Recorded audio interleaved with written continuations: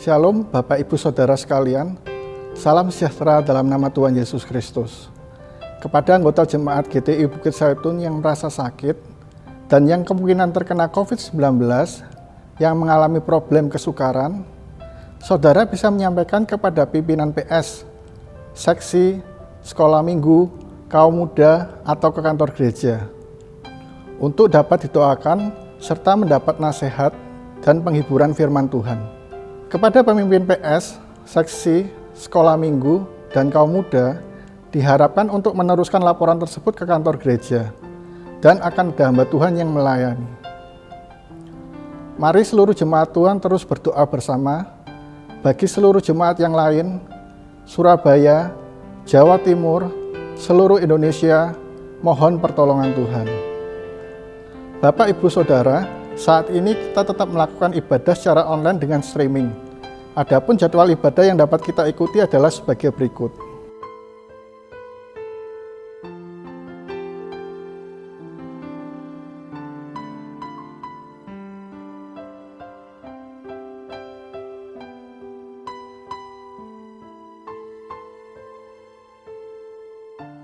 Kelompok kecil atau PS tetap diadakan secara online dengan menggunakan aplikasi Zoom, Google Meet, atau aplikasi lainnya. Untuk informasi lebih lanjut, menghubungi pimpinan PS masing-masing atau ke kantor gereja di nomor 031 531 2222. Jemaat yang rindu memberikan persembahan atau perpuluhan dapat memberikan melalui kode QR yang tertera di layar berikut atau transfer ke rekening BCA 5090 410 999 atas nama GTI Jemaat Bukit Zaitun Surabaya. Untuk memutus rantai penyebaran COVID-19, kami menghimbau Bapak, Ibu, Saudara agar selalu mengikuti protokol kesehatan dengan menerapkan 6M, yaitu menggunakan masker disarankan rangkap 2, mencuci tangan, menjaga jarak, mengurangi mobilitas, menghindari kerumunan, menghindari makan dan minum bersama. Bapak, Ibu, Saudara, mari kita mempersiapkan hati dan pikiran kita untuk menerima berkat firman Tuhan, serta menjaga suasana hadirat Tuhan di tempat kita masing-masing. Selamat beribadah, Tuhan Yesus memberkati.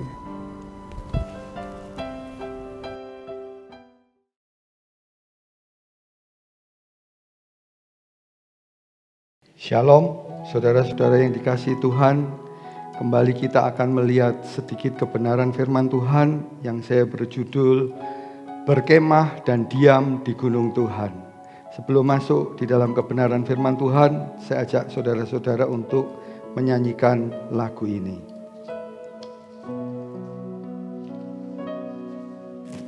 Kuasa-Mu nyata di dalam kelemahanku, kekuatan-Mu menopang seluruh hidupku. Dari mana datang pertolonganku? Hanya Yesus pertolonganku. Engkaulah sumber kekuatan hatiku, tempat persembunyianku. Engkau penolong di saat susahku, tempat perlindunganku. Kau menara dan perisai di hidupku.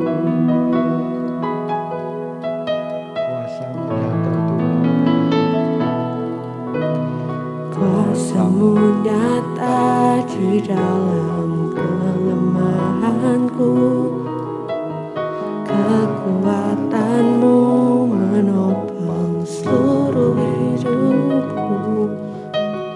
Dari mana datang pertolonganku?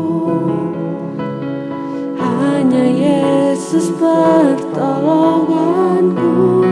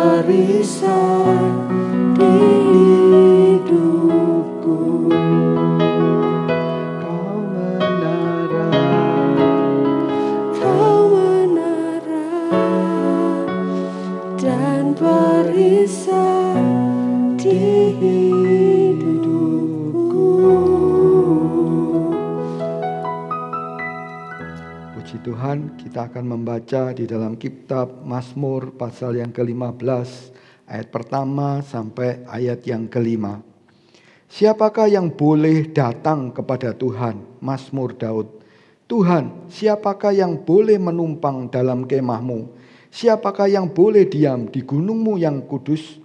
Yaitu Dia yang berlaku tidak bercela, yang melakukan apa yang adil, dan yang mengatakan kebenaran dengan segenap hatinya, yang tidak menyebarkan fitnah dengan lidahnya, yang tidak berbuat jahat terhadap temannya, dan yang tidak menimpakan cela kepada tetangganya, yang memandang hina orang yang tersingkir, tetapi memuliakan orang yang takut akan Tuhan, yang berpegang pada sumpah walaupun rugi, yang tidak meminjamkan uang dengan makan riba dan tidak menerima suap, melawan orang yang tak bersalah. Siapa yang berlaku demikian tidak akan goyah selama-lamanya.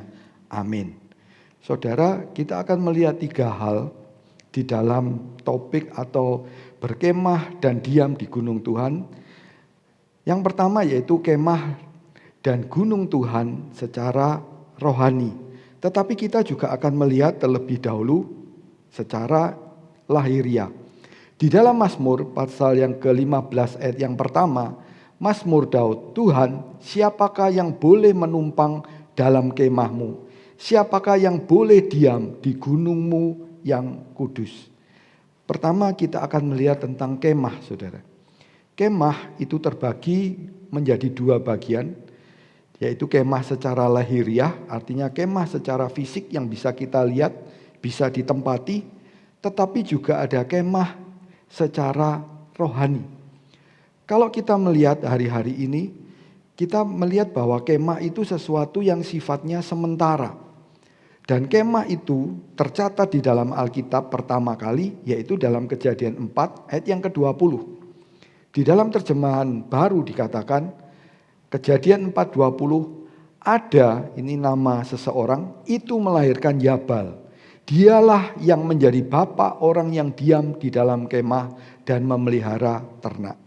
Saudara, kemah secara lahiriah ini menunjukkan bahwa tempat tinggal daripada seseorang. Kalau zaman sekarang jarang orang tinggal di kemah, tetapi zaman-zaman itu kemah ini semua orang tinggal di kemah. Walaupun di dalam awal-awal dalam kitab Kejadian, Abraham juga dikatakan meninggalkan rumah. Juga di dalam peristiwa pada waktu Ayub, 10 anaknya mati itu di dalam satu rumah. Tetapi kita melihat bahwa kemah ini juga punya arti secara lahiriah, di mana kemah-kemah ini ditempati oleh orang-orang pada zaman itu.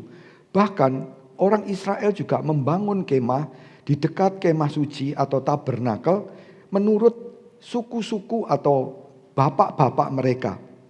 Dikatakan dalam kitab Bilangan pasal yang kedua, di situ mereka berkemah. Kemah di sini merupakan tempat tinggal daripada seseorang. Kita akan melihat satu contoh atau kemah secara lahiriah, yaitu dalam Kejadian 13 ayat yang ke-12. Dikatakan Abraham menetap di tanah Kanaan, tetapi Lot menetap di kota-kota lembah Yordan dan berkemah di dekat Sodom. Kalau kita melihat ayat ini, kita tahu bahwa Abraham pada waktu dalam Kejadian 13 terjadi perselisihan antara Abraham dan Lot. Walaupun mereka bersaudara, tetapi kekayaan mereka sangat banyak dan mereka dikatakan sangat kaya. Sampai tempat itu tidak cukup lagi untuk menampung apa yang dipunyai oleh Abraham dan Lot, yaitu berupa ternak. Kemudian mereka berpisah. Setelah berpisah, Abraham tetap menetap di tanah Kanaan, sedangkan Lot itu dia berkemah di dekat Sodom. Kemah di sini selain tempat tinggal, ini juga punya pengaruh di dalam kehidupan seseorang. Kenapa Lot kok berkemah di dekat Sodom? Kenapa Abraham kok berkemah tetap di Kanaan? Di sini kita mengerti bahwa tempat tinggal itu menunjukkan di mana orang itu berada. Bagaimana lingkungannya. Di sini Lot dengan jelas semakin hari dia tidak kepingin untuk atau ingin kembali kepada Abraham karena dia merasa bahwa di Sodom itu adalah satu tempat yang menyenangkan buat dia. Dalam Kejadian 13 dikatakan, Lot melihat tempat itu seperti surga, satu tempat yang sangat menyenangkan. Kalau kita mengerti tentang hal itu, ketika kita tinggal di satu tempat, tentu kita akan juga merasa apa yang terjadi. Lot dalam surat Petrus dikatakan dia adalah orang yang benar. Dengar berita tentang apa yang terjadi di Sodom, hatinya sudah nggak enak, saudara. Kadang kalau hari-hari ini kita di semua penjuru kota kita mendengar yang namanya ambulans. Ambulans itu ada 4 bunyi daripada ambulans yang mempunyai arti masing-masing. Ketika kita dengar semakin orang itu dekat tinggal di rumah sakit, maka ambulans itu akan lebih banyak lagi lewat. Apa yang terjadi? Kita seringkali cuma dengar. Tetapi perkara-perkara buruk, apa yang terjadi di Sodom, itu tiap hari didengar oleh Lot. Dan ini yang mengubah kehidupan daripada Lot menjadi orang yang akhirnya dingin. Dia menjadi padam. Setelah padam, apa yang terjadi? Kerohaniannya menjadi rusak. Apa yang dulu menjadi dosa, itu menjadi satu kesenangan buat Lot. Apa yang terjadi di dalam kehidupan Lot itu menceritakan bahwa ketika satu orang itu boleh berkemah di dalam rumah Tuhan, tentu bukan semua orang, tetapi ada orang-orang yang kepingin untuk berkemah di dalam kemah Tuhan. Seperti apa yang dikatakan oleh Daud dalam Mazmur 15 ayat yang pertama tadi. Siapa yang boleh berkemah? Apa yang dilakukan oleh Daud? Dia merasakan ketika dia dekat dengan Tuhan, dia merasakan bagaimana indahnya dengan Tuhan. Tinggal dengan Tuhan itu sangat menyenangkan. Kalau kita lihat lebih jauh lagi di dalam kitab Matius pasal yang ke-17, satu contoh di mana Tuhan menunjukkan kemuliaannya. Dan di situ Petrus, Yohanes, dan Yakobus, ketiga orang murid ini, kenapa kok enggak 12? Semuanya ajak sekalian. Enggak, saudara. Tuhan memiliki otoritas dan apa yang dilakukan oleh Tuhan itu selalu benar. Ketika Petrus berkata, Tuhan jangan turun, kita ingin mendirikan kemah. Itu adalah tempat di mana manusia bisa tinggal secara lahiriah. Tentu kita harus menjaga rumah kita dengan baik, apalagi hari-hari ini, saudara. Kalau satu orang terpapar COVID, maka ya perlu cepat-cepat untuk dirawat di rumah sakit. Kalau terpapar, saudara jangan merasa, wah semua apa yang saya lakukan, apa yang saya kerjakan selama ini berakhir karena kena COVID. Bukan artinya kita menyepelekan, tetapi kita juga harus tahu. Kalau orang terpapar itu harus cepat diketahui dan diobati. Semakin cepat diobati, maka dia akan semakin cepat sembuh. Kalau satu orang terpapar, maka tempat di mana orang itu tinggal harus dilakukan apa? Dibersihkan, saudara. Kehidupan daripada orang-orang beriman juga harus seperti itu. Ketika tinggal di satu rumah, maka tidak ada banyak orang yang mengatakan, wah saya nggak apa-apa dah, ini bekasnya COVID atau apa nggak apa-apa. Enggak. Begitu juga orang-orang zaman itu. Ketika mereka berkemah, tentu kemahnya harus dijaga dengan baik. Secara lahiriah. Kebersihannya juga perlu dijaga. Walaupun sekarang zaman COVID, perlu rumah itu disapu, dipel, apa yang harus dibersihkan, mungkin kaca-kaca, pintu, ada yang dari kaca, dari kayu, debu-debunya perlu dibersihkan. Kemah sebagai tempat rumah tinggal, itu diharapkan apa? Nyaman dan sehat. Kata sehat hari-hari ini membuat orang menjadi apa? Lebih repot. Kalau dulu orang pulang dari satu tempat mungkin ada yang punya kebiasaan datang rumah nggak mandi. Ya udah, pokok ganti baju selesai. Tapi hari-hari ini nggak bisa seperti itu. Rumah itu harus dijaga dengan baik. Belum lagi dengan hari-hari yang akan datang. Karena ada banyak hal yang harus kita kerjakan untuk mencegah supaya kita bisa tinggal di rumah itu dan kita dalam keadaan sehat. Kalau rumah itu bersih, di mana kita tinggal, tentu kita juga punya potensi besar untuk bisa hidup sehat. Kita lihat berikutnya, Kalau orang itu tinggal ya di kemah, Tuhan menjagai kemah secara lahiriah itu kalau tadi dari segi kesehatan, sekarang dari keamanan, saudara. Dalam Ayub 5 ayat 24 dikatakan, engkau akan mengalami bahwa kemahmu aman. Dan apabila engkau memeriksa tempat kediamanmu, engkau tidak kehilangan apa-apa. Kalau satu orang rumahnya itu aman, tinggal di rumah yang seperti itu selain sehat, aman, sangat menyenangkan. Banyak orang berpikir tentang rumah. Dulu ada orang berkata, kalau saya harus beli rumah, saya harus punya rumah. Oke, saya cuma dengar saja satu orang yang sangat terkenal, yang hari-hari ini menjadi sesuatu bahan pembicaraan, di mana dia membuat satu wisata sampai keluar angkasa. Satu orang di United States atau Amerika, Elon Musk. Salah satu hal yang dia katakan apa? Saya nggak punya rumah. Mungkin dia berkata dengan maksud supaya apa? Dia punya tujuan yang lain. Buat apa harus invest rumah? Berapa banyak kadang orang mengatakan saya harus bayar pajak dan seterusnya. Tapi ini bukan masalah tentang besarnya rumah, kemudian sewa rumah atau punya rumah. Saya cuma kepingin lihat bahwa ketika satu rumah itu aman, itu adalah karena penjagaan daripada Tuhan. Kalau Ayub bisa berkata seperti itu, sejak zamannya Ayub juga ada orang yang merampok, saudara. Juga ada orang yang berbuat jahat. Karena dalam Yohanes 3 ayat 19 dikatakan, manusia itu condong kepada dosa. Manusia itu lebih banyak perkara dosanya kalau di luar Tuhan. Walaupun di dalam Tuhan masih ada tarikan dosa itu. Tapi kalau orang itu dalam perlindungan Tuhan aman. Sampai setan pun mengatakan kepada Tuhan, mana bisa mengganggu Ayub. Semuanya Tuhan pagari. Tuhan bisa melihat bagaimana kehidupan Ayub itu dipagari. Baik dari segala hal yang buruk, baik dalam segala hal yang perkara-perkara yang jahat dijauhkan oleh Tuhan. Sehingga Ayub bisa berkata apa? Kemahmu aman, safe. Tempat kediamanmu tidak akan kehilangan apa-apa. Kadang satu orang tinggal di satu tempat, apalagi masa-masa pandemi seperti ini, ada berita yang berkata ada satu tempat jadi nggak nyaman, jadi nggak aman.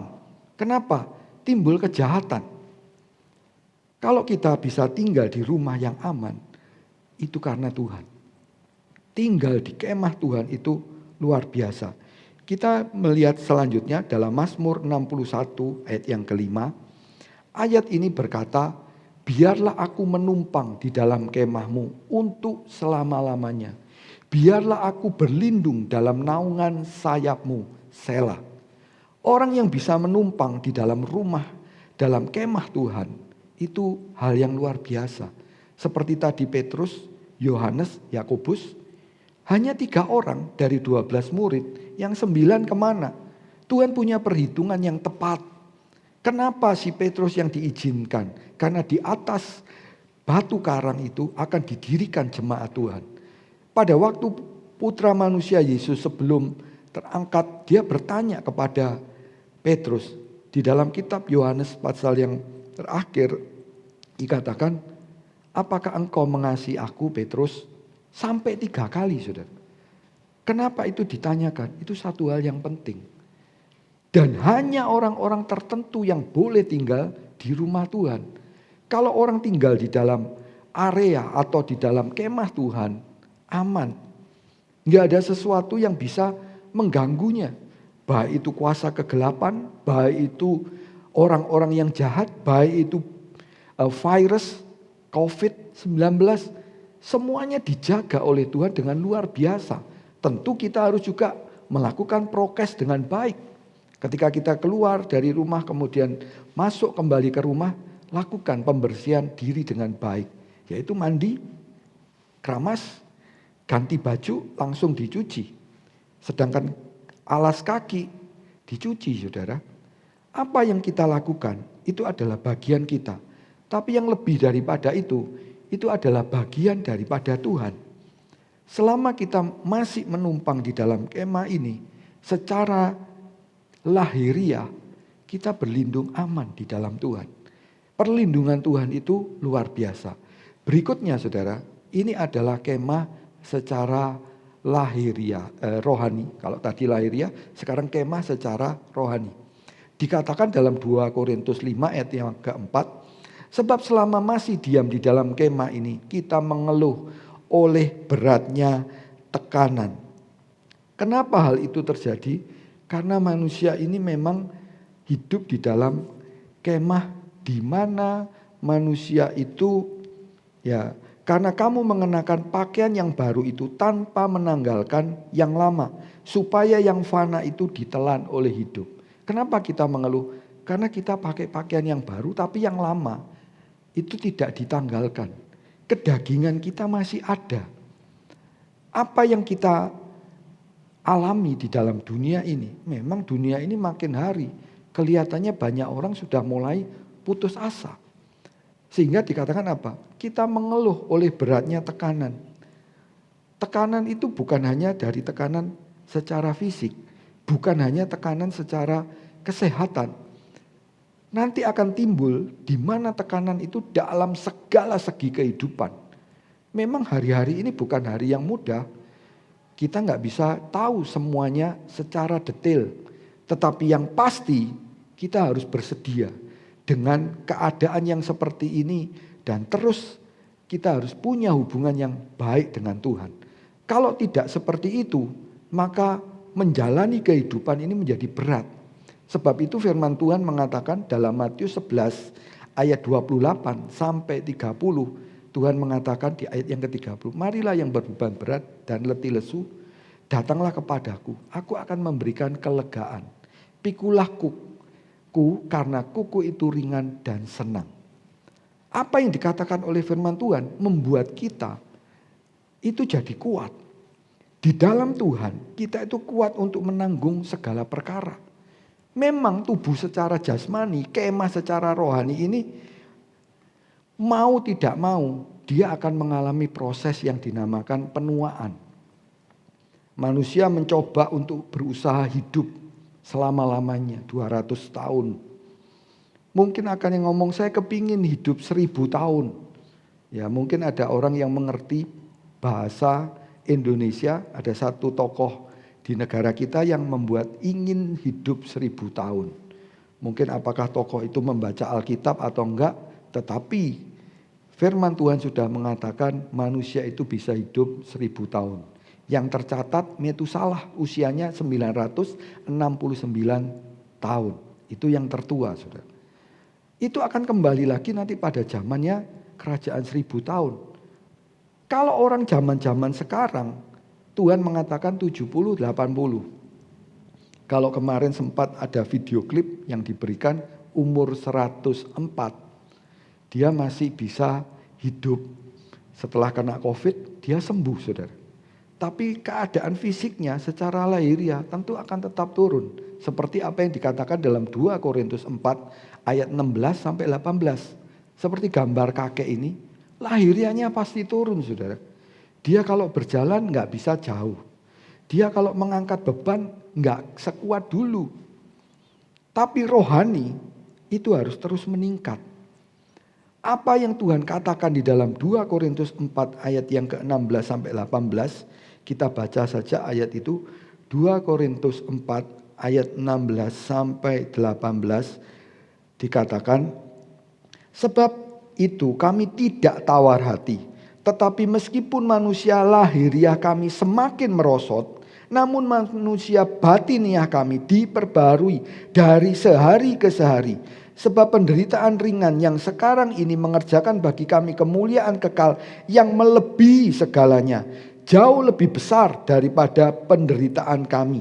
Sebab kami tidak memperhatikan yang kelihatan, melainkan yang tak kelihatan. Karena yang kelihatan adalah sementara dan yang tak kelihatan adalah kekal.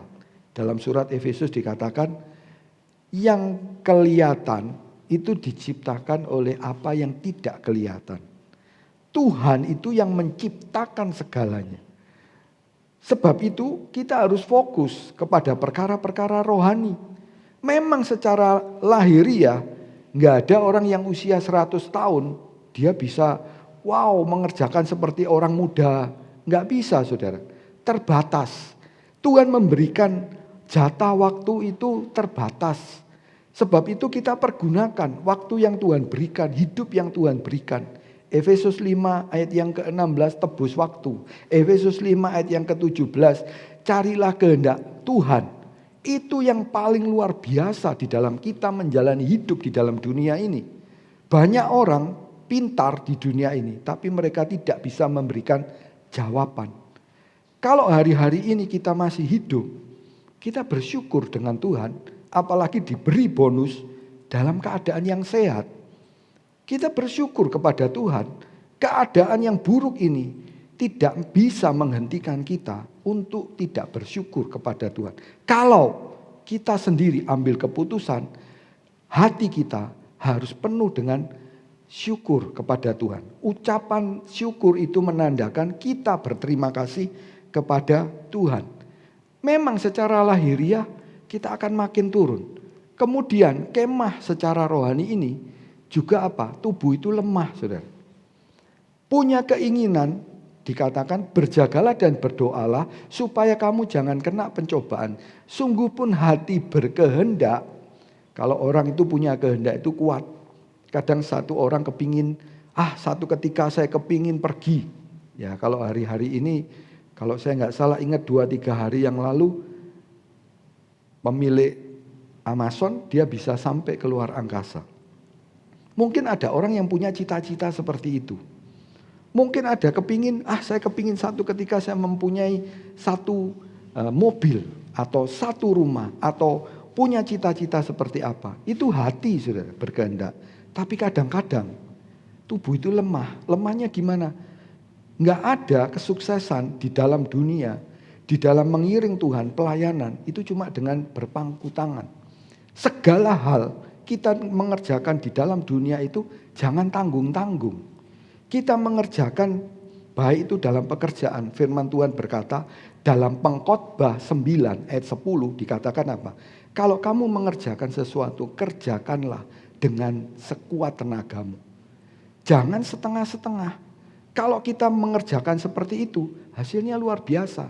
Kalau istilah orang dunia, ada istilah entrepreneur.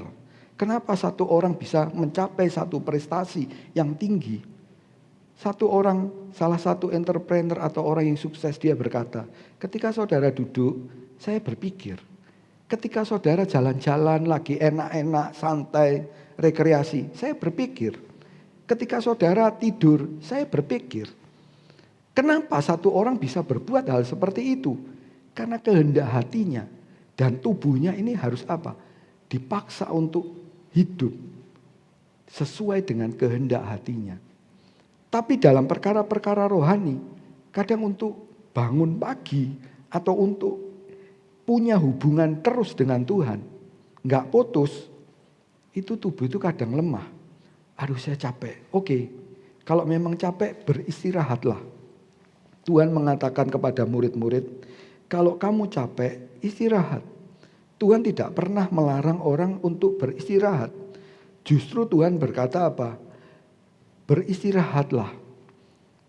Dalam Markus, saya bacakan ayat itu, Markus 6 ayat 31. Lalu ia berkata kepada mereka, marilah ke tempat yang sunyi, supaya kita sendirian dan beristirahat seketika. Sebab memang begitu banyak orang datang dan yang pergi, sehingga makan pun mereka tidak sempat. Artinya Tuhan memberikan contoh ketika kita mau istirahat, boleh saja. Tuhan berkata, istirahat seketika. Secara medis dikatakan istirahat itu 6-8 jam. Kalau kurang bagaimana? Daya imun turun. Kenapa orang harus tidur jam 9 malam? Kalau ke atas kurang baik. Kalau memang perlu, kita harus berani untuk korban. Tentu tidak setiap hari. Tentu kita harus tetap istirahat. Tidak mungkin satu orang itu tanpa istirahat, dia akan kuat, saudara. Berikutnya, saudara, tentang kemah ini. ada satu contoh yang dikatakan oleh surat Petrus, aku menganggap sebagai kewajibanku untuk tetap mengingat kamu selama aku belum menanggalkan kemah tubuh. Kemah ini secara rohani tadi juga adalah tubuh kita, di mana bait Allah itu adalah diri kita sendiri, kata surat Korintus. Kalau kita punya keinginan seperti apa yang tertulis di dalam 2 Petrus 1 ayat 13, kita harus apa? Membagikan kebenaran firman Tuhan itu dengan cara yang bisa kita lakukan. Jangan pernah berpikir yang tinggi, sebab firman Tuhan berkata, kamu akan bisa melakukan kehendak Tuhan sesuai dengan pengertian yang kamu punyai. Kita bisa membagikan sesuatu kepada orang lain dengan apa yang bisa kita lakukan. Mungkin ada orang yang cuma lulusan SD, ada satu orang dia berkata, saya ini orang bodoh, saya nggak bisa apa-apa, buktinya SD saya nggak lulus, tapi dia bisa bekerja dengan baik. Tuhan memakai kehidupannya untuk bisa bekerja di bidang di mana dia sampai bisa menghasilkan uang yang lebih untuk mencukupi dirinya sendiri dan keluarganya. Tetapi dia selalu berkata, saya ini orang bodoh. Lalu ketika dengar itu, ada satu hal yang bisa disampaikan kepada orang itu. Sekarang kita berbicara lewat WA. Berarti kamu kan bisa bagi-bagikan ayat kepada teman-teman yang ada di kontak WA-mu. Dia terdiam, saudara. Kadang kita melupakan apa yang sudah Tuhan beri di dalam kehidupan kita tidak dikerjakan dengan baik. Berikutnya di dalam 2 Korintus 5 ayat yang ke-1 dikatakan, satu ketika kemah itu akan dibongkar. Ada time limitnya, ada batas waktunya seseorang itu hidup. Kadang kalau kita dengar hari-hari ini, banyak orang dipanggil Tuhan. Kemarin tanggal 22, ada satu ibu dari jemaat di luar jemaat gereja kita, dari luar kota, seorang ibu telepon ke istri saya. Dia berkata, Bu, ini saya positif, oke, supaya bisa di follow up lebih lanjut ke rumah sakit, ataupun ke puskesmas, ibu harus pergi ke satu tempat di mana yang bisa mengeluarkan surat keterangan PCR. Kalau antigen nggak bisa lagi atau tidak diakui. Lalu pada waktu itu adalah hari libur, saudara. Cari di satu tempat nggak ada. Kemudian sempat ditelepon lagi oleh istri saya. Kalau di tempat itu nggak ada satu di rumah sakit di daerah sana dekat dengan ibu. Ya walaupun dekat, bukan dekat sekali. Tapi akhirnya dia memutuskan tidak PCR, saudara. Dan tadi pagi dimasukkan di dalam berita duka. Kadang kita tidak ngerti. Begitu cepatnya proses itu terjadi. Apa yang terjadi di dalam kehidupan kita? Hari-hari ini kita memang diajar oleh Tuhan untuk bisa lebih berharap sama Tuhan. Kita harus belajar untuk taat. Kita juga harus bisa mengerti rencana Tuhan di dalam kehidupan setiap kita.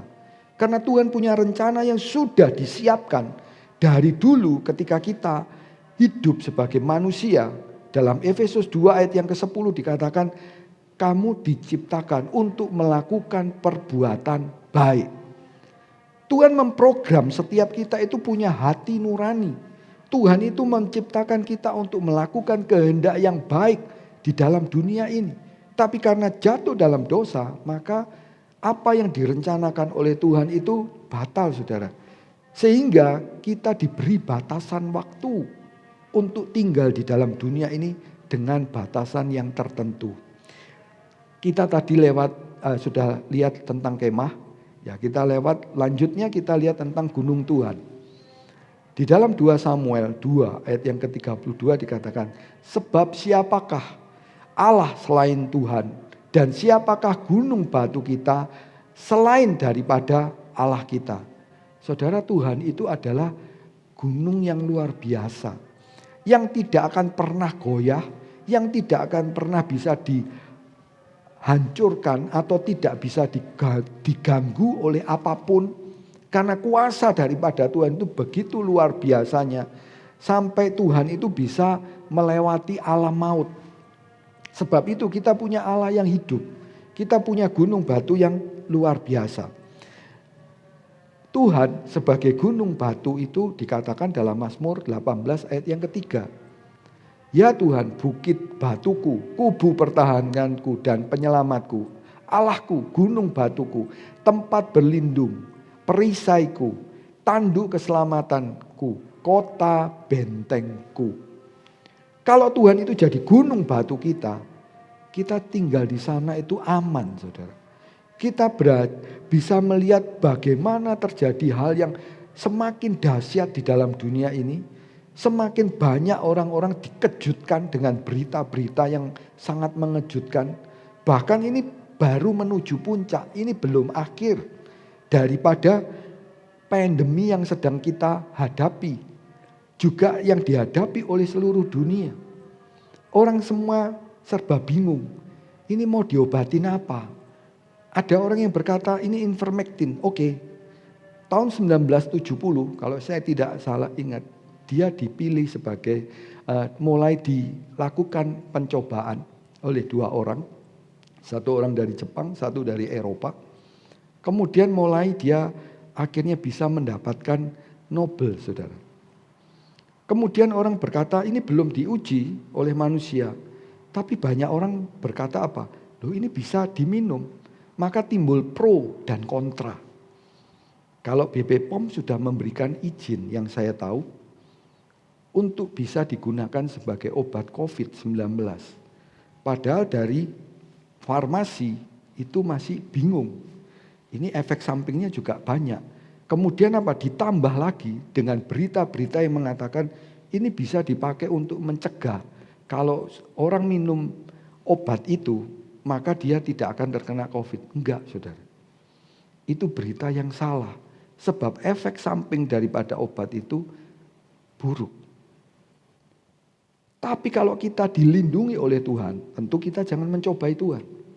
Makan yang baik, protein, minum vitamin yang bagus. Kalaupun mau dilakukan secara manual atau bersinar di bawah matahari, ada yang berkata jam 10, ada yang berkata jam 12. Oke, lakukan aja. Tapi yang penting ketika kita ada di dalam bukit batu, di dalam perlindungan Tuhan, kita akan sampai kepada gunung yang tinggi itu, yaitu Tuhan. Dan kita tinggal aman di sana.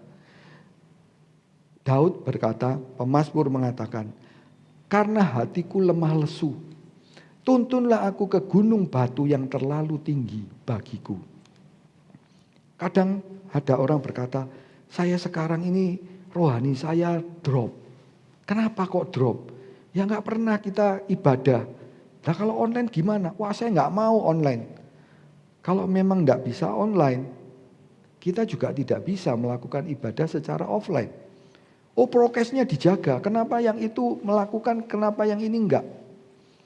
Pemerintah sudah mengeluarkan surat peraturan pembatasan ya di mana ibadah tidak boleh dilakukan secara offline. Kadang kita hatinya jadi drop. Jangan. Kalau saudara hatinya drop, katakan bahwa kita ini adalah orang yang bisa menanggung segala perkara. Dan ayat ini mengatakan, aku berseru kepadamu, yaitu kepada Tuhan. Supaya apa? Kita bisa sampai ke gunung Tuhan. Ketika Elia, dia minta mati. Sudah down, tidak ada harapan. Tapi ketika dia diberi makan roti 2 kali, maka dia bangkit. Dia bisa berjalan sampai ke gunung Tuhan. Kenapa? Dia jadi kuat. Sebab dia punya firman Tuhan. Diberi roti, diberi minum. Air itu gambaran daripada Roh Kudus. Maka kebenaran firman Tuhan itu menjadi huruf-huruf yang hidup. Dia menjadi kuat. Demikian juga setiap orang beriman yang punya hubungan yang baik dengan Tuhan, dia akan bisa sampai ke gunung Tuhan. Dia akan tinggal aman di sana. Bagian yang kedua yaitu siapakah yang boleh berkemah dan diam di gunung Tuhan. Kita akan membaca di dalam kitab Mazmur 24 ayat yang ke-3, Mazmur 24 ayat yang ketiga dan keempat.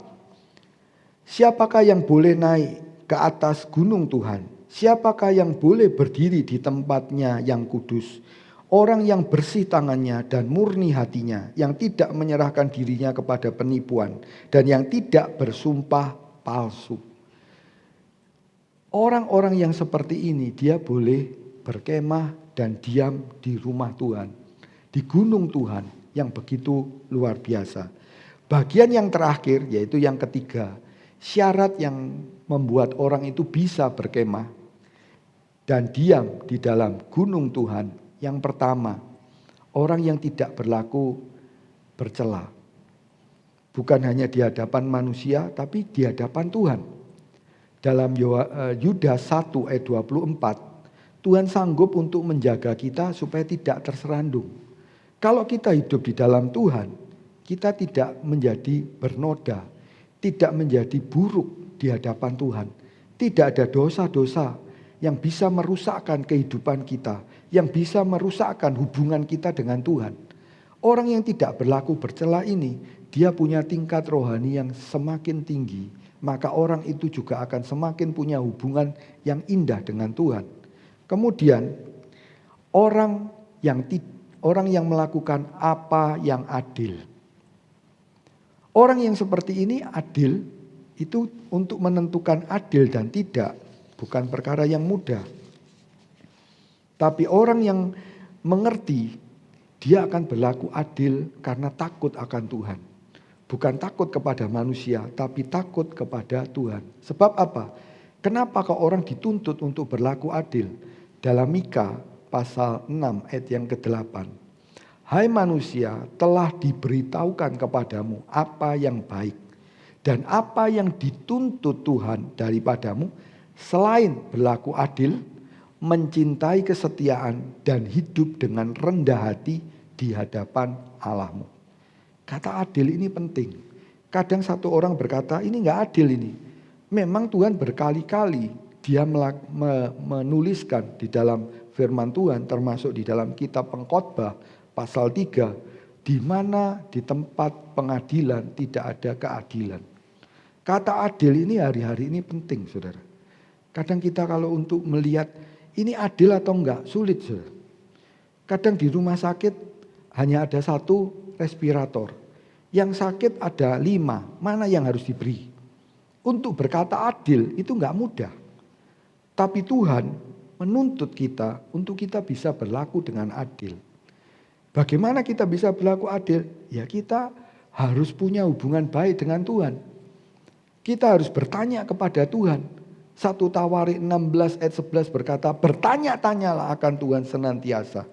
Dan cari wajahnya. Maka apa yang terjadi? Kita dapat hikmat daripada Tuhan. Untuk bisa memberikan apa yang patut diberikan kepada seseorang. Kalau satu orang itu harusnya menerima, anggap saja seperti satu dalam perusahaan ada yang dinamakan tuan, ada yang dinamakan pegawai atau hamba. Dalam Kolose pasal 3 dengan jelas dikatakan apa? Hamba itu ya dia harus taat dengan tuannya, tapi sebaliknya tuannya juga harus memberikan apa yang wajib diberikan untuk hambanya. Tidak boleh dinakali atau dicurangi. Kadang ada orang yang berbuat curang. Tentang gaji kah, tentang bagaimana memperlakukan seorang hamba. Hati-hati. Sebab apa? Kolose 3, kita baca ayat itu. Kolose pasal 3, ayat yang ke-23. Apapun juga yang kamu perbuat, perbuatlah dengan segenap hati seperti untuk Tuhan dan bukan untuk manusia. Kemudian Tuhan juga mengatakan bahwa kita sebagai orang-orang itu kita juga harus ingat ya bahwa apa? Masih ada Bapa di sorga. Saya bacakan di ayat yang ke-22, Kolose 3 ayat yang ke-22, Kolose 3 ayat 22. Hai hamba-hamba, taatilah Tuhanmu yang di dunia ini dalam segala hal. Jangan hanya di hadapan mereka saja untuk menyenangkan mereka, melainkan dengan tulus karena takut akan Tuhan. Tapi orang yang mengerjakan seperti ini, ya tentu dia juga tuan ini juga harus mempertanggungjawabkan kepada Tuhan. Adil. Kalau dia bekerja harus digaji. Kalau memang tidak bisa gaji, ya katakan aja, maaf, mungkin akan ada pengurangan tenaga kerja dan sebagainya. Seperti orang dunia saja, itu diatur dengan begitu baik, supaya apa? Mereka merasa ini adil. Ini sesuatu yang baik. Kita sebagai orang Kristen, kita harus bisa berbuat adil di hadapan Tuhan. Ya. Berikutnya, siapa yang boleh tinggal dan berkemah di gunung Tuhan? Yang mengatakan kebenaran dengan segenap hati. Kata-kata itu keluar, itu dari dalam hati. Matius 15 ayat 8. Dari dalam hati itu akan keluar kata-kata. Untuk bisa mengatakan kebenaran, tentu hatinya harus dipenuhi dengan kebenaran firman Tuhan. Kalau hatinya penuh dengan firman Tuhan, maka apa yang keluar itu tidak sia-sia. Sebab ada perkataan yang keluarnya sia-sia. Kadang Tuhan menasihati, jangan bergurau yang bisa menyebabkan orang lain itu tersinggung atau sakit hati. Itu firman Tuhan. Dan untuk bisa mengatakan kebenaran, tentu orang itu harus punya kebenaran. Kenapa kok satu orang dalam Amsal dikatakan orang benar, orang beriman, orang yang takut akan Tuhan. Itu setiap kata-katanya itu bisa menjadi berkat buat orang lain. Juga dikatakan dalam Kolose pasal 4 ayat yang ke-6. Hendaknya perkataanmu itu dimasinkan dengan garam. Dalam terjemahan lama.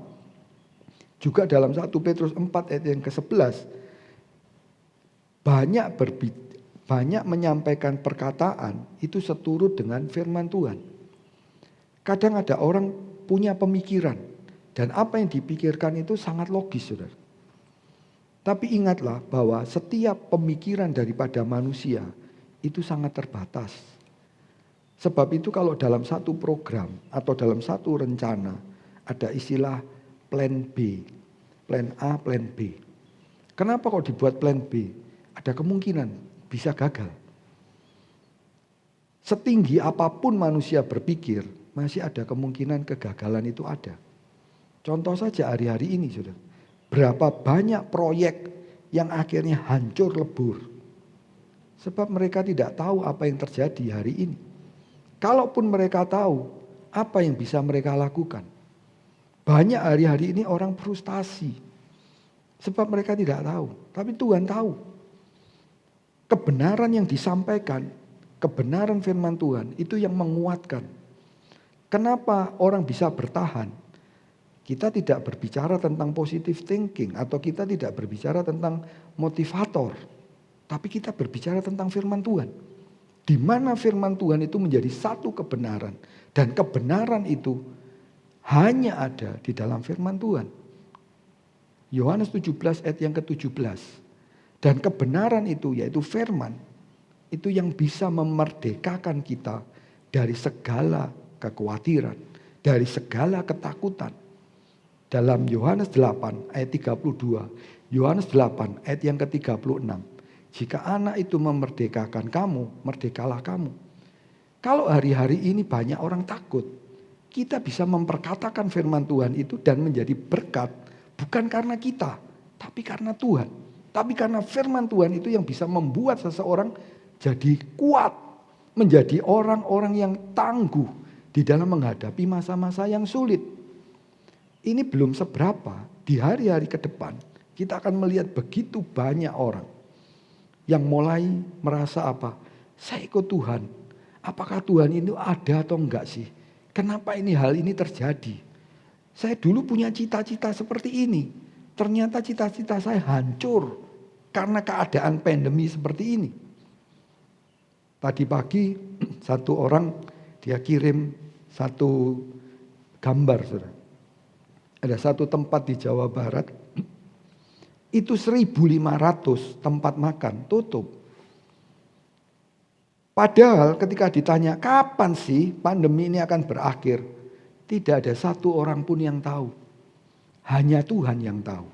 Dan hanya Tuhan yang bisa berkata pandemi stop, maka pandemi itu akan stop. Sebab itu kita berkata ini bukan untuk kita dihargai oleh orang lain, tidak. Kita menyampaikan firman Tuhan itu supaya orang lain itu mendapatkan kekuatan. Orang lain itu mendapatkan berkat. Jangan berkata seperti ini. Berikutnya dalam Mazmur 15 ayat yang ketiga. Jangan menyebarkan fitnah dengan lidahnya. Kalau dulu lidah, nah sekarang bisa lewat WhatsApp, bisa lewat Instagram, bisa lewat Twitter. Kalau kita melihat begini saja, kita akan tahu. Kira-kira golongan umur sekian dia akan menggunakan media sosial yang mana. Kemudian siapa yang punya analisis. Si A beli barang dengan harga sekian 1 bulan, dia menghabiskan uang seberapa. Itu bisa dianalisa, saudara. Itu adalah kehidupan kita di zaman sekarang ini. Itu bukan terjadi hanya di negara kita, di seluruh dunia. Orang bisa dianalisa seperti itu. Berapa sering sih dia beli di online? Kira-kira dia beli dengan harga atau dengan uang seberapa sih? Dia usianya berapa? Dia ini gendernya laki-laki atau perempuan? Kalau Twitter, orang-orang siapa saja yang mempost atau berkata lewat Twitter. Kita ngerti, saudara. Tapi kita jangan sampai menjadi orang yang menyebarkan fitnah. Berapa banyak kadang orang ngomong belum selesai atau bukan omongan yang betul disampaikan. Kalau kita dengar berita, kita jangan cepat-cepat dipostingin lagi. Tunggu dulu. Ataupun kalau kita tahu bahwa berita itu berita nggak betul, kita harus stop. Kalau kita terima, kita jangan marah-marah. Kirim beritanya bohong ini. Gak perlu.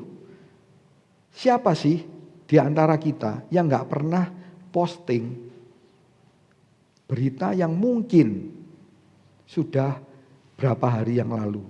Atau mungkin itu berita hoax.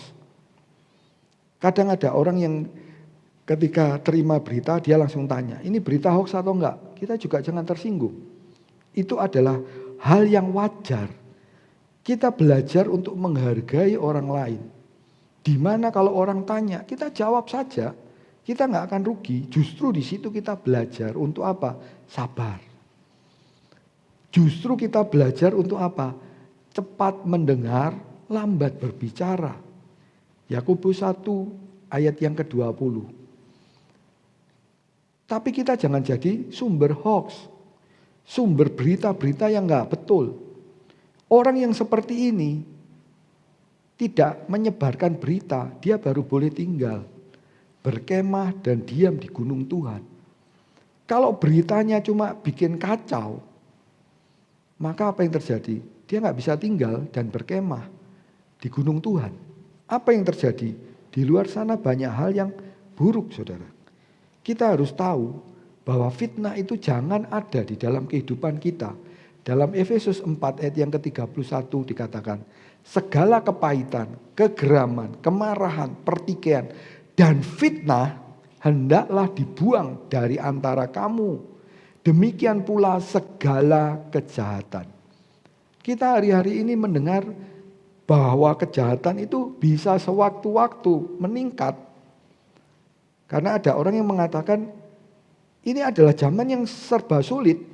Orang dapat obat saja sulit, saudara. Saya bukan untuk menakut-nakuti, tapi kita melihat keadaan yang ada. Untuk masuk di rumah sakit, berita-berita itu mengatakan nggak ada tempat. Dulu orang dimasukkan di kamar ICU, masih ada tempat. Sampai sekarang itu orang dimasukkan dalam kontainer. Tujuannya apa? Supaya dia bisa dirawat. Kalau kita mengerti hal itu, kita jangan sebar-sebarin fitnah. Kalau kita hidup benar di hadapan Tuhan, kita tidak akan berlaku seperti itu. Berikutnya, orang yang boleh berkemah dan tinggal di gunung Tuhan tidak berbuat jahat terhadap temannya. Firman Tuhan berkata, kasihilah musuhmu dalam kitab Matius 5 ayat yang ke-44. Juga apalagi terhadap teman. Kalau kadang-kadang ada orang, kok makan teman sendiri? Itu istilah orang dunia. Apakah di orang Kristen ada? Ada, saudara. Kadang kalau dengar berita seperti itu, nama Tuhan itu jadi olok-olokan. Katanya orang Kristen. Saya bukan memojokkan atau punya maksud untuk menjelekkan, tidak. Berapa banyak kadang orang karena hutang piutang. Kemudian apa? Mulai timbul perkataan seperti itu. Kalau berbuat jahat terhadap teman-temannya, ini orang tidak bisa tinggal dan berkemah di gunung Tuhan. Kejahatan itu bisa kecil, juga bisa kejahatan yang besar, saudara. Kadang-kadang kejahatan kecil itu dia tidak berbicara ya di atas ya, tidak di atas tidak. Matius 5 ayat yang ke-37. Ada orang-orang yang mulai apa? Dia merencanakan sesuatu yang buruk terhadap temannya. Kenapa? Banyak orang sekarang apa? Saya butuh teman. Saya nggak bisa kumpul dengan teman, nggak bisa face to face. Nah, kita harus ngerti, saudara. Kita butuh teman. Tapi firman Tuhan menasihatkan apa? Jangan bersahabat dengan sembarang orang, dalam terjemahan lama. Orang yang bersahabat dengan sembarang teman, ia itu mengadakan suah. Ya, atau dia katakan dalam terjemahan lain, suah itu kesulitan akan dirinya. Tetapi sahabat yang betul itu lebih bersangkut paut daripada seorang saudara. Tentu kita harus punya teman yang baik, saudara. Tuhan mengajarkan kita punya persekutuan. Dalam Ibrani 10 ayat 25 ada persekutuan yang indah. Di surat Petrus dikatakan bersekutu di dalam terang. Tidak punya motif kalau saya kumpul dengan dia atau saya berteman dengan dia, saya dapat apa? Kalau kita punya motif yang seperti itu atau ada orang yang punya motif seperti itu, dia bisa berbuat jahat, saudara. Karena apa? Ketika satu orang itu yang betul, seorang teman, dia akan menolong temannya semampu dia bisa menolong. Kalau temannya tidak bisa menolong, tentu teman yang harus ditolong itu harus mengerti juga keterbatasan daripada temannya. Hari-hari ini banyak orang ketika terpapar COVID dicari siapa yang dekat dengan dia. Kenapa? Karena penularan itu begitu dahsyat. Kalau tadi dikatakan banyak berita mengatakan orang terinfeksi virus COVID-19 ini yang varian Delta itu cukup membutuhkan waktu 15 detik. Kalau satu orang pergi ke toilet, kemudian orang itu OTG keluar, kemudian ada orang lain yang masuk di dalam ruangan yang tertutup itu, dia bisa tertular. Kenapa kita harus tahu hal itu? Kita nggak perlu takut, saudara. Itu keadaan yang harus kita ketahui. Kalau kita punya teman, tentu kita harus punya pikiran yang baik terhadap satu teman. Berapa waktu yang lalu ketika kita sama-sama ada beberapa orang, 1, 2, 3 orang dinyatakan positif. Kita berdekatan, yang 3 orang lolos, saudara. Sudah dilakukan antigen, sudah dilakukan PCR. Saya sendiri sudah melakukan antigen 2 kali. Satu ketika saya juga kepingin untuk melakukan PCR, negatif. Nggak ada gejala klinis, baik panas, pilek, batuk, mungkin sesak nafas, sakit perut juga nggak ada. Kita harus punya hati yang baik terhadap orang itu. Kita yakin bahwa orang itu, saya yakin dan saya katakan kepada orang, saya yakin kalaupun kamu sakit, tentu nggak kepingin sakit. Kalaupun kamu sakit, ya kan nggak tahu. Nah, ketika datang, saya juga nggak tahu. Kalaupun sampai tertular, saya yakin bahwa kamu nggak punya niat yang buruk terhadap saya. Tentu saya tetap harus prokes. Kalau orang ini, saya ingat pertemuan ini sebelumnya, orang ini berkata, "Pak, kita ini tetap sebagai lawan loh Pak, gak boleh dekat-dekatan." Oke, lawan dalam arti positif. Karena COVID ini berbahaya. Teman yang baik, dia bisa mengerti. Bahkan dikatakan apa? Lebih daripada sahabat. Kemudian firman Tuhan juga berkata, jangan merencanakan kejahatan terhadap sesamamu. Sedangkan tanpa curiga, ia tinggal bersama-sama dengan engkau. Kadang ada orang-orang yang seperti ini, saudara. Wah, saya nutupi seperti Petrus, seperti Yudas. Dia punya rencana yang buruk terhadap gurunya, putra manusia Yesus.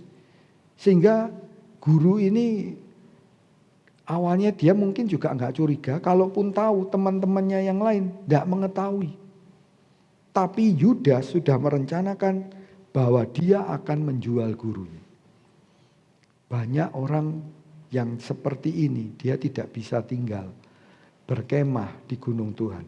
Berikutnya saudara, ya, orang-orang yang seperti ini, ayat yang ke-13, dia ayat Mazmur 15 ayat yang ketiga, dan yang tidak menimpakan celah kepada tetangganya. Kalau kita lihat tidak mencela, meninggalkan atau menimpakan celah. Kalau dia sakit, tentu kalau isoman, perhatikan prokes itu baik-baik. Dia juga harus mengatakan atau menyatakan diri, saya positif. Supaya apa? Tidak menulari orang-orang di dekatnya. Kalau dia merasa panas, dingin, ataupun batuk, pilek, dia harus mengatakan apa? Saya sakit. Supaya jangan sampai tetangganya kena. Tetangga ini adalah orang dekat. Apalagi orang-orang di dalam rumah. Jangan sampai berbuat hal yang buruk seperti itu. Kemudian dikatakan di ayat yang keempat, Mazmur 15 ayat yang keempat, yang memandang hina orang yang tersingkir. Kadang orang kecil, orang miskin dianggap, ini orang siapa sih? Jangan dianggap dah. Kita harus bisa menghargai. Amsal mengatakan orang yang menghina sesamanya itu menghina Tuhan atau penciptanya. Orang yang seperti ini tidak boleh tinggal di rumah Tuhan. Dia tidak boleh tinggal di gunung Tuhan. Sebab apa? Tangannya tidak bersih, hatinya tidak bersih. Seperti apa yang dikatakan dalam Mazmur 24 ayat 2 dan 3. Tapi orang itu bisa menghargai sebagai manusia. Orang yang seperti ini, dia bisa diterima, masuk di dalam kemah dan tinggal di dalam gunung Tuhan. Kemudian dalam Mazmur 15 ayat yang keempat, tetapi memuliakan orang yang takut akan Tuhan. Sebagai orang beriman, kita juga harus hormat kepada pemimpin-pemimpin rohani kita. Kita ada itu karena seorang pemimpin yang membimbing kita. Apalagi ada istilah dalam 1 Korintus 4 ayat yang ke-15. Bapak rohani. Ada beribu-ribu pengajar, guru, tapi sedikit yang menjadi bapak rohani. Kita harus bisa menghargai bapak rohani kita. Kita harus bisa menghargai pemimpin rohani kita. Tentu sebagai pemimpin gak perlu gila hormat, saudara. Tuhan itu sudah menempatkan kita. Kadang putra manusia Yesus sendiri dikatakan apa? Dia tidak dihargai atau tidak dihormati di tempatnya. Ada orang-orang yang berbuat seperti itu. Tapi orang yang mau tinggal dan kemah di rumah Tuhan, di dalam gunung Tuhan, dia tidak boleh melakukan hal itu. Berikutnya, ya, Mazmur 15 ayat yang keempat, yang berpegang teguh kepada sumpah. Nah, dalam wasiat lama, sumpah itu adalah meyakinkan bahwa dia akan melakukan apa yang dia katakan. Sebab itu dikatakan walaupun rugi. Ada orang yang ngomong sumpah, tapi ternyata kalau dihitung-hitung, waduh saya ruginya banyak nih.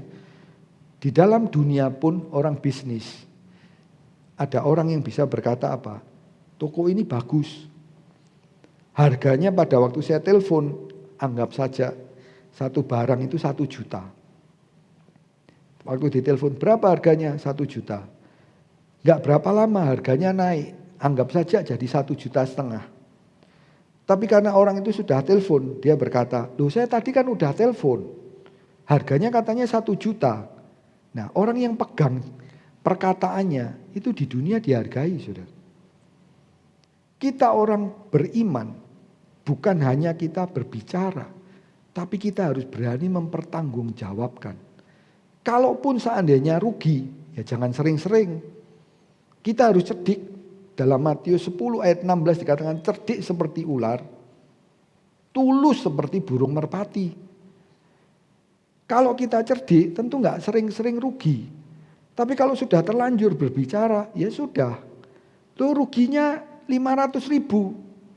Ya sudah, anggap saja itu adalah kebodohan.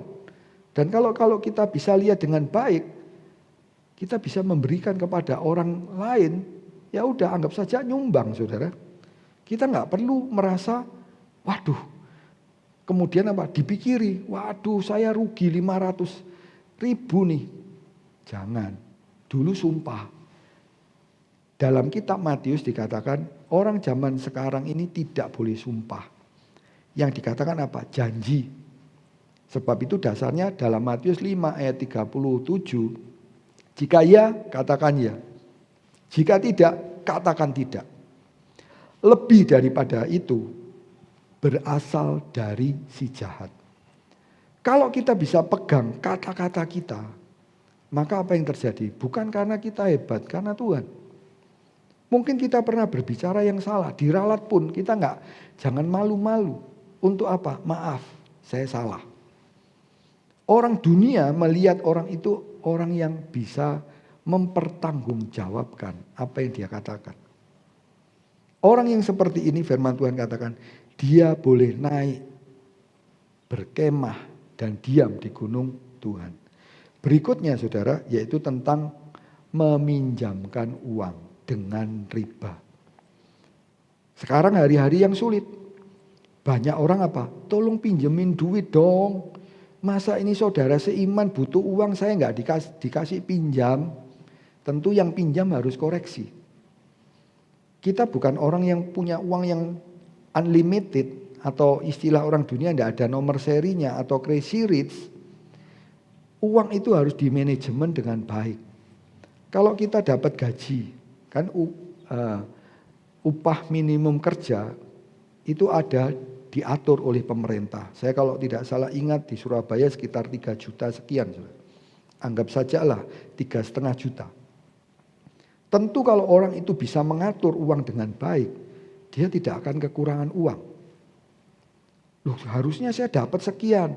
Sudahlah, gaji yang kamu punyai, kamu bersyukurlah. Berapa banyak hari-hari ini banyak orang tidak dapat gaji saudara, karena PPKM. Mall tertutup, apa yang dikerjakan sudah nggak ada yang dikerjakan, ditutupin semua. Orang nggak berani buka, karena kalau dibuka dia akan kena denda atau bahkan izinnya akan dicabut. Tapi kalau kita bisa terima gaji, kita bersyukur sama Tuhan. Lalu kalau ada orang pinjam gimana? Berilah dengan apa yang ada padamu. Artinya, itu ada ayatnya dalam 2 Korintus 8. Kalau saya tidak salah ingat ayat 12 saudara. Apa yang ada pada kita? Seandainya kita digaji 3,5 juta. Saya ambil upah minimum kerja. Kemudian ada orang yang membutuhkan, oke, saya bantu nih 100.000 atau 200.000.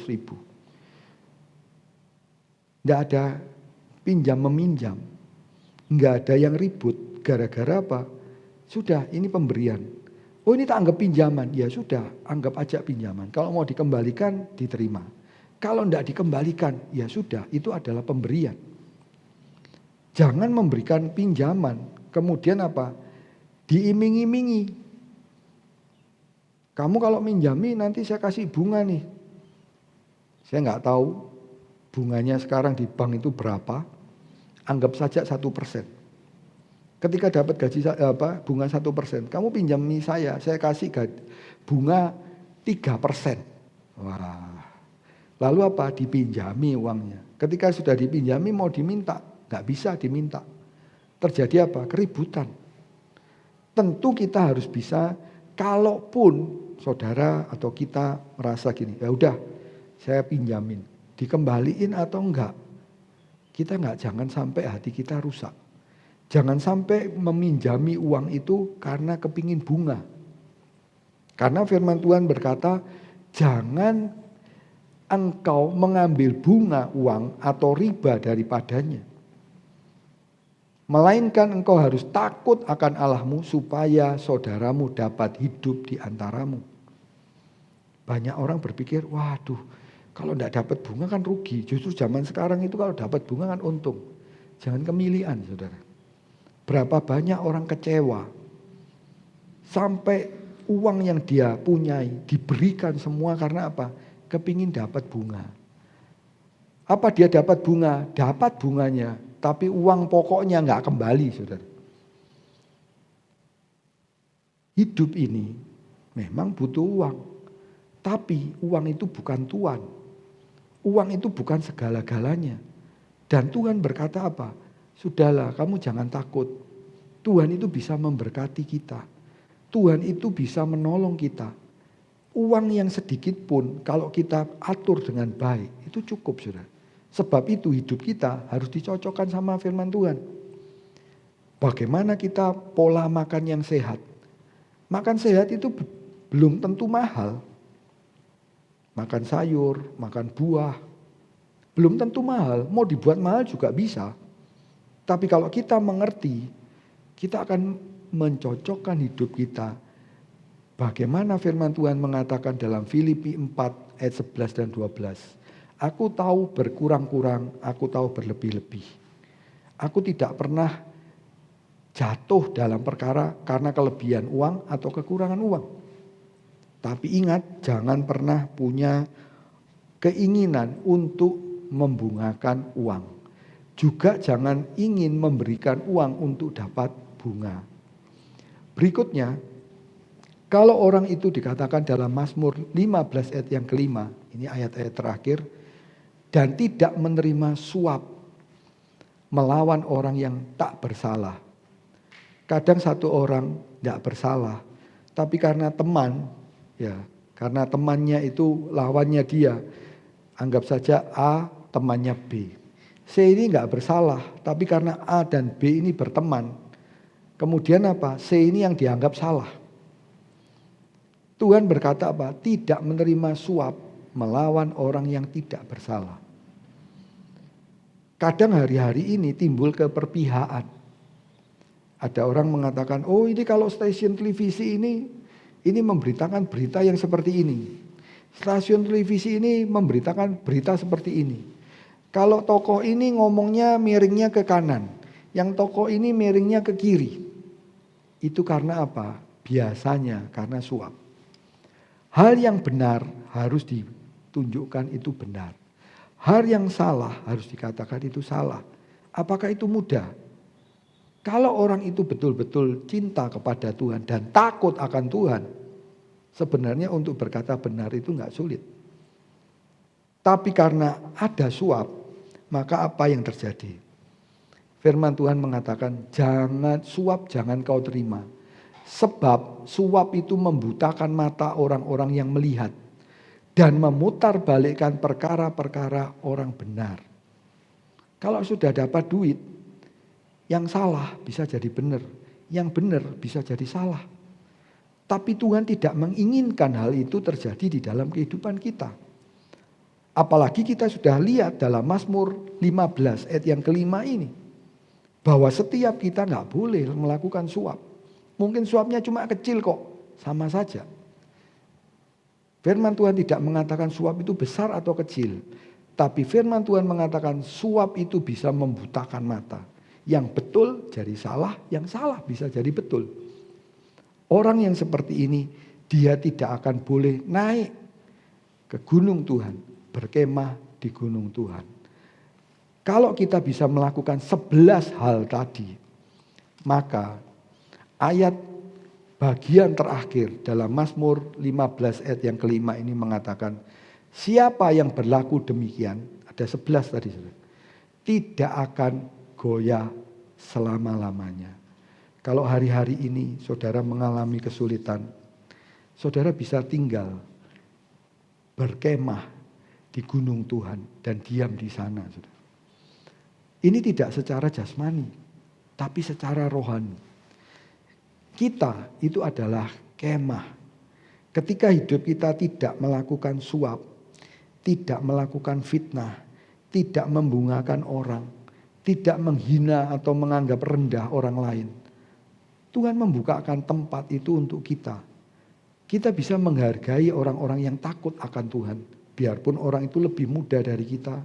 Mungkin orang itu anggap saja, kalau dia kan masih junior, kalau saya kan sudah senior. Apalagi saya ini maha guru, sama aja sudah.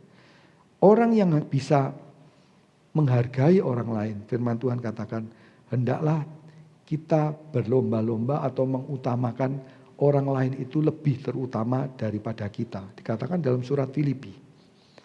Orang yang seperti ini, dia tidak akan goyah, saudara. Biarpun keadaan dunia ini begitu banyak perubahannya, goncangan-goncangan itu begitu kuat. Banyak hal orang bisa mengeluh, kesehatan gimana? Bagaimana pencaharian saya? Bagaimana dengan jodoh saya? Bagaimana dengan pekerjaan saya? Bagaimana dengan masa depan saya?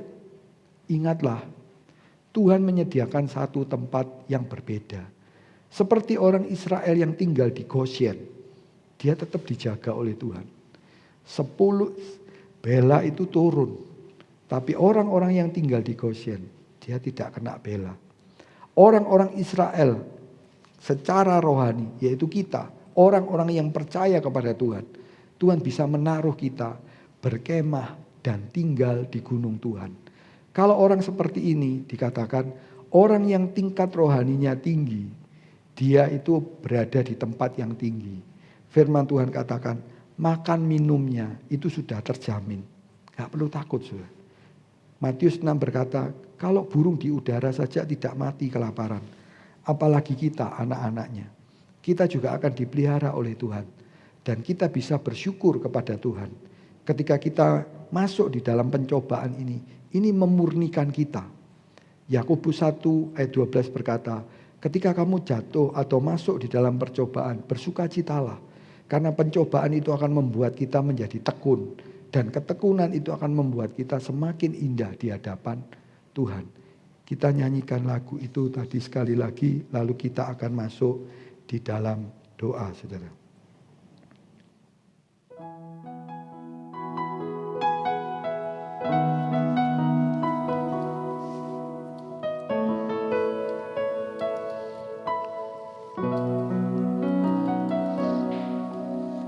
Kuasa-Mu nyata di dalam kelemahanku, kekuatan-Mu menopang seluruh hidupku. Dari mana datang pertolonganku? Hanya Yesus pertolonganku. Engkaulah sumber kekuatan hatiku, tempat persembunyianku. Engkau penolong di saat susahku, tempat perlindunganku. Kau menara dan perisai di hidupku. Saat ini kalau saudara menghadapi kesulitan saudara adalah kesulitan yang biasa. Dan Tuhan sudah memberikan jalan keluar. Kalau saudara sedang menghadapi sakit penyakit, Dia adalah Allah yang sanggup untuk menyembuhkan. Dia sanggup untuk mengobati apapun penyakit saudara. Ketika saudara khawatir dengan apa yang terjadi dengan pekerjaan saudara, Tuhan sanggup untuk mengadakan jalan keluar. Ketika keluargamu menghadapi masalah karena pandemi, Tuhan juga bisa mengubah ratapan itu menjadi tarian. Ketika saudara sudah berputus asa, Tuhan bisa mengubah orang yang putus asa seperti Elia. Dia bisa berjalan ke gunung Tuhan. Asal satu hal yang harus dilakukan, yaitu saudara percaya. Jangan pernah membatasi kuasa Tuhan bekerja di dalam kehidupan saudara. Jangan pernah merasa bahwa persoalan saudara itu jauh lebih besar daripada kuasa Tuhan. Sebab kuasa Tuhan itu tidak terbatas. Kuasa Tuhan itu jauh dari apa yang bisa kita pikirkan. Apa yang bisa kita pikirkan itu belum bisa menjangkau apa yang Tuhan bisa kerjakan. Biarlah setiap kita, Tuhan, bisa melihat kebesaran Tuhan justru di masa-masa yang sukar. Pemeliharaan Tuhan, penjagaan Tuhan luar biasa di dalam kehidupan setiap kami, Tuhan. Tuhan bisa memberikan kesehatan. Tuhan sudah bisa menurunkan berkat. Tuhan juga bisa memberikan penjagaan. Kita bisa tinggal aman di dalam satu kemah yang aman, yang sehat, karena Tuhan yang menjaga. Terima kasih Tuhan, Engkau Allah kami yang hidup. Engkau Allah kami yang mendengar setiap jeritan, seruan daripada anak-anak-Mu. Engkau Allah yang menjadi kekuatan bagi kami. Tuhan, Kau luar biasa Tuhan. Kita nyanyikan ref lagu ini sekali lagi, lalu kita masuk di dalam doa. Engkaulah sumber kekuatan hatiku, tempat persembunyianku. Engkau penolong di saat susahku, tempat perlindunganku. Kau menara dan perisai diri hidupku. Bapa di sorga, terima kasih. Engkau memberikan kesempatan kepada setiap kami, anak-anak-Mu, untuk bisa berkemah dan diam di gunung-Mu. Biarlah setiap kami Tuhan bisa tinggal di dalam kemah-Mu. Kemah-kemah kami secara rohani. Kami dalam keadaan sehat. Kami dalam keadaan terpelihara Tuhan. Dan kami yakin Tuhan, penyertaan Tuhan lebih dari segala hal yang harus kita hadapi. Kuasa Tuhan lebih dari apapun yang harus kita selesaikan. Tuhan baik, Tuhan itu kasih. Engkau Bapa yang mengasihi setiap kami. Engkau Bapa yang luar biasa. Tidak ada seperti Engkau Tuhan. Kasih-Mu, pemeliharaanmu, kebaikanmu, biarlah limpah di dalam kehidupan setiap kami. Karena kami berharap kepada Engkau. Karena kami mengandalkan Engkau Tuhan. Sebab Engkau adalah harapan kami. Engkau adalah andalan kami. Untuk bisa melewati masa-masa yang sulit ini.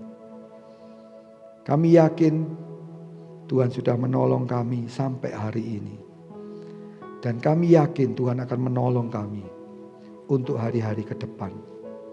Pada akhirnya hamba-Mu mohonkan berkat daripada Allah Bapa, anugerah daripada Tuhan Yesus Kristus, persekutuan yang indah di dalam Roh Kudus, limpah dengan buah roh, karunia roh, pimpinan, penyertaan daripada Tuhan dalam kehidupan kami masing-masing.